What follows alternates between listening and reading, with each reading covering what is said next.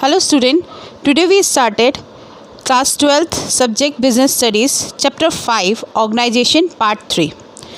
In this chapter we discuss about the delegation and decentralization. Let's be started. Now what is the delegation? A manager, no matter how capable he is, cannot manage to do everything tasks on his own. The overload of work make it impractical for him to handle it all by himself. So, in order to ensure that all work is accomplished and organizational goals are achieved, he must delegate authority. Delegation refers to transfer of authority from superior to subordinate, entrustment of responsibility and creation of accountability for performance, which help a manager to extend his area of operation. As without it, his activities would be restricted to only what he himself can do. Delegation का मतलब होता है transfer of authority यानी powers को देना. जब हम powers को किसी को देते हैं उससे क्या होता है, वर्क बहुत मैनेजेबल तरीके से करेगा, रिस्पॉन्सिबिलिटी आएगी, काम एफिशिएंट मैनर में करने की कोशिश करेगा और जो भी कुछ करेगा उसके लिए वो खुद ही रिस्पॉन्सिबल होगा और खुद ही उस चीज़ को मैनेज करेगा. इसलिए डेलीगेट करना बहुत ज़रूरी है. डेलीगेशन से जब उसके पास पावर्स पहुंच जाती है तो उस वर्क को बहुत अपने इंटरेस्ट के साथ लेके काम करते हैं. तो delegation of authority means the granting of authority is to subordinate to operate within a prescribed limits, यानी उस लिमिट्स में वो पूरी तरीके से काम करेगा जो उसको अथॉरिटी है, जो पावर्स दी है सबऑर्डिनेट उसको ऑपरेट अच्छे से कर सकेगा उन पावर्स के अकॉर्डिंग ही, और एक लिमिट भी बता दी जाती है कि आप इतनी पावर्स का इतना यूज़ कर सकते हैं. तो ये होता है डेलीगेशन यानी ट्रांसफ़र ऑफ अथॉरिटी यानी transfer of powers, that we call delegation. There are the three elements of delegation. First one is authority, second responsibility, and third is accountability. Authority refers to the right of individual to command his subordinate and to take action within the scope of his position. इसका मतलब ये है कि हम यहाँ पर जो decision लेंगे, जो भी हमारा एक लेवल है, जो भी पोजीशन है, उसके हिसाब से हम बताएंगे what to do and expect to dam to it. मतलब हमें क्या करना है और हम आपसे क्या एक्सेप्ट करते हैं, वो अथॉरिटी के थ्रू हम लोगों को बताते हैं. ये एक इस्टेब्लिश करता है स्केलर चेन, बताता है किस तरीके से फ्लो करेगा अथॉरिटी, पावर कैसे आती है, टॉप टू बॉटम आती है, सुपीरियर कौन होंगे, किस तरीके से मैनेज किया जाएगा, रिलेशनशिप कैसे होंगे सुपीरियर एंड सबऑर्डिनेट्स के, ये सब अथॉरिटी के अकॉर्डिंग चीज़ें की जाती हैं. सेकेंड आता है responsibility. Responsibility it is the obligation of subordinate to properly perform the assigned duty. जो भी उसको काम दिया है अगर उसको बहुत अच्छे से करेगा तो रिस्पॉन्सिबिलिटी अपनी कंप्लीट कर रहा है. ये जनरली सबऑर्डिनेट और सुपीरियर के रिलेशनशिप से अराइज होता है, क्योंकि अगर आपको पावर दे दी जाए, पावर दे दी है तो आपका क्या बनता है कि आप उस चीज़ के रिस्पॉन्सिबल हो. जो आपको पावर दी गई जिस काम के लिए उसके लिए आप खुद रिस्पॉन्सिबल हो, उसको बहुत अच्छे मैनर में कम करना है. तो रिस्पॉन्सिबिलिटी अपवर्ड्स की तरफ जाता है यानी लोअर टू अपवर्ड्स. थर्ड आता है accountability. Accountability means answerable for the final outcome of the assigned task. जो लास्ट में रिजल्ट निकल के आया उसके लिए भी आंसरेबल भी आप ही हो. ये तीनों चीज़ें सीक्वेंस में आती है. अगर आपको पावर दी जाती है तो रिस्पॉन्सिबल भी आप ही होंगे और रिस्पॉन्सिबल के साथ साथ अकाउंटेबिलिटी भी आप ही की बनेगी. तो ये तीनों चीज़ें डेलीगेशन में आती है. पावर देने के बाद ये दोनों आउटकम तो आपके पास अपने आप ही निकल के आ जाते हैं. अकाउंटेबिलिटी भी अपवर्ड की तरफ स्लोप होती है. तो ये तीनों एलिमेंट्स हैं हमारे डेलीगेशन के. Now differentiate between authority, responsibility and accountability. On the basis of meaning, right to command is authority, obligation to perform assigned task, it is a responsibility, answerable for the outcome of the assigned task, that is accountability. आपको जो powers दी गई है, command दी जाती है, वो authority का part होती है. आपको जो असाइन किया टास्क उसको करना रिस्पॉन्सिबिलिटी का पार्ट होती है. और जो आपने फाइनल टास्क कंप्लीट किया है, कैसे किया है, क्या किया, वो आंसरेबिलिटी एंड अकाउंटेबिलिटी में होते हैं. अथॉरिटी जो ओरिजिन होती है फॉर्मल पोजीशन से होती है, रिस्पॉन्सिबिलिटी होती है जो डेलीगेट की जाती है अथॉरिटी उसके अकॉर्डिंग, और अकाउंटेबिलिटी भी रिस्पॉन्सिबिलिटी के बाद आती है. डेलीगेट अथॉरिटी डेलीगेट की जा सकती है, रिस्पॉन्सिबिलिटी डेलीगेट नहीं होती, अकाउंटेबिलिटी भी डेलीगेट नहीं होती यानी ट्रांसफ़र नहीं होती, देते नहीं है. दूसरा फ्लो अथॉरिटी का टॉप टू बॉटम जाता है, रिस्पॉन्सिबिलिटी का बॉटम टू टॉप जाता है और अकाउंटेबिलिटी का भी लोअर टू अप जाता है.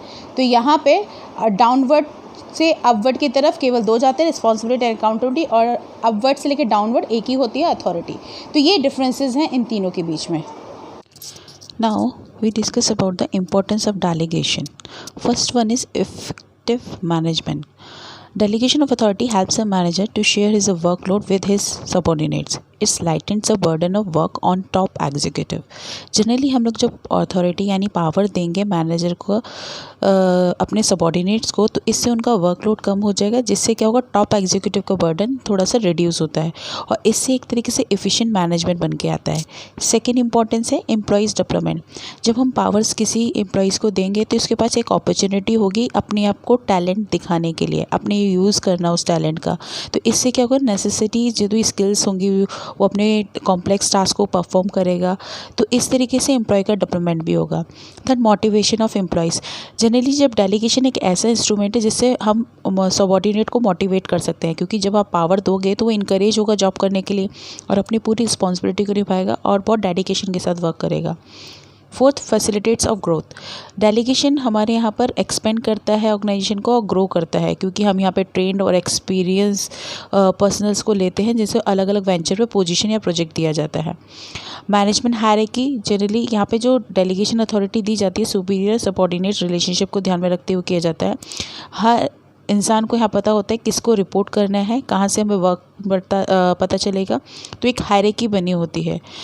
एंड सेकेंडली यहाँ पे बेटर कोऑर्डिनेशन रहता है। अथॉरिटी, रिस्पॉन्सिबिलिटी, अकाउंटेबिलिटी से हमें डिफाइंड रहता है, पावर्स, ड्यूटी और अनसिबिलिटी पता रहती है, तो एक कोऑर्डिनेशन बहुत अच्छा बना रहता है। तो डेलीगेशन इसलिए बहुत ज़रूरी है, इसलिए डेलीगेशन को अ की एलिमेंट इन इफेक्टिव ऑर्गेनाइजेशन बोला जाता है। Now there are the two terms very used in organization: centralization and decentralization. Actually powers are divided into two terms: centralization and decentralization. Centralization means concentration or retention of authority for decision making at top level in the organisation.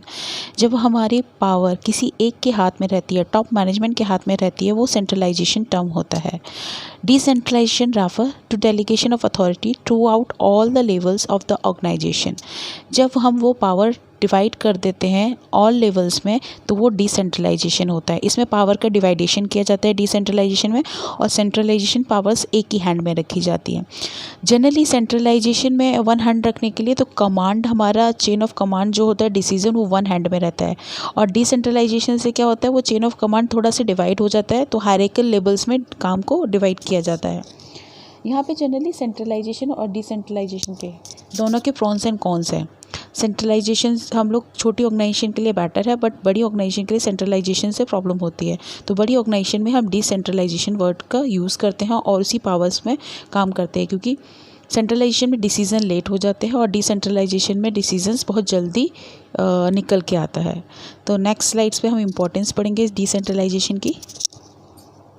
Now Importance of decentralization. First is develop initiative among subordinates. Decentralization helps for the lower level managers to take all those decisions which are for the improvement of enterprise, their own, and to develop appropriate solution for solving different kinds of difficult or problems they face. It increases confidence and self-reliance among the subordinates. Generally subordinates में एक initiative वाली feeling generate करता है decentralisation, क्योंकि जब हम powers को बांटेंगे तो एक अपने इनिशिएटिव लेने की फीलिंग्स डेवलप होगी। Second, develop manager talent for the future. जब हम अंडर डिसेंट्रलाइजेशन करते हैं, जब पावर्स को डिवाइड करते हैं मिडिल या लोअर लेवल में, तो एक इंडिपेंडेंट डिसीजन लेने की पावर जनरेट होती है। तो इस तरीके से मैनेजर टैलेंट भी निकल के आता है, जो फ्यूचर में हम जिसको मैनेजर बना सकते हैं, कंसीडर कर सकते हैं, रिक्रूट कर सकते हैं। Third, quick decision. डिसेंट्रलाइजेशन में डिसीजन मेकिंग बहुत जल्दी हो सकती है, कोई रिक्वायरमेंट नहीं है, किसी से अप्रूवल नहीं होता, बहुत सारे लेवल्स के पास जाके पूछना नहीं होता। तो यहाँ पे चांसेस और इन्फॉर्मेशन की डिसऑर्डर्ड कमी होती है, क्योंकि यहाँ पर हमें किसी के लॉन्ग चैनल के थ्रू नहीं जाना है, तो डिसीजन बहुत जल्दी हो जाता है। दूसरा, यहाँ पर relief to top management. Decentralisation से जो बर्डन होता है टॉप मैनेजमेंट का, वो कम हो जाता है। तो इस तरीके से टॉप मैनेजमेंट और बारे के पाथ पे देख सकता है। यहाँ पे पावर्स डिवाइड करने के बाद मैनेजर अपने अपने लेवल्स पे काम करते हैं। Next, facilitates growth.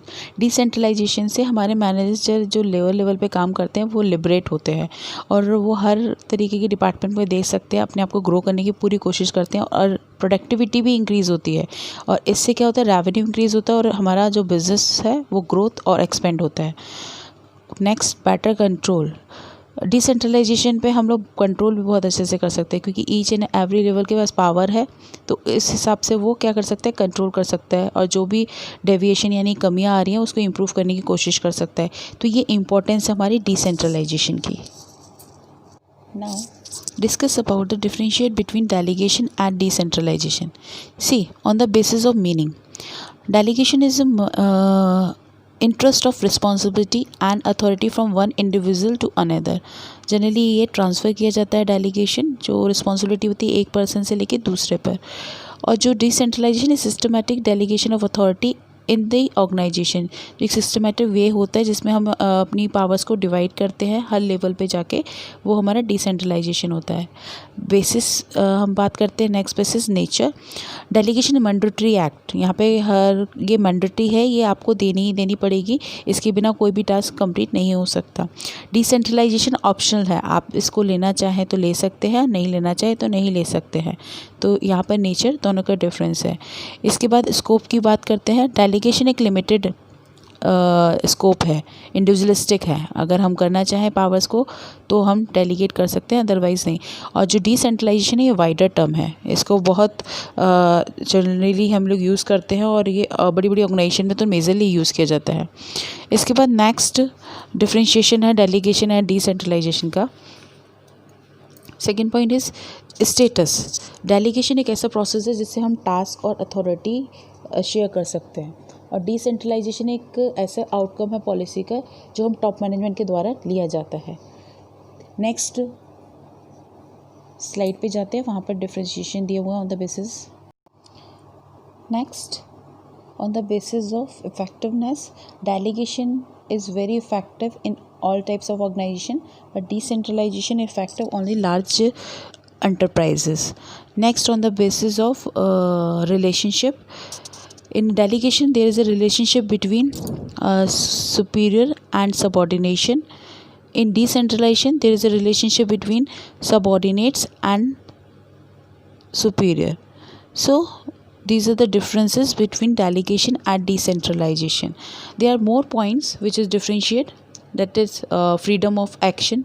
The superior exercise more control over the performance of his subordinates to whom authority is delegated. In a decentralization there is a greater freedom of action due to the less control on the top management.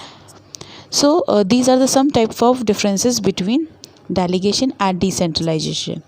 Now this topic is completed here and the chapter is also completed. If you have any query regarding to this chapter, mention on the ERP. Thank you, students.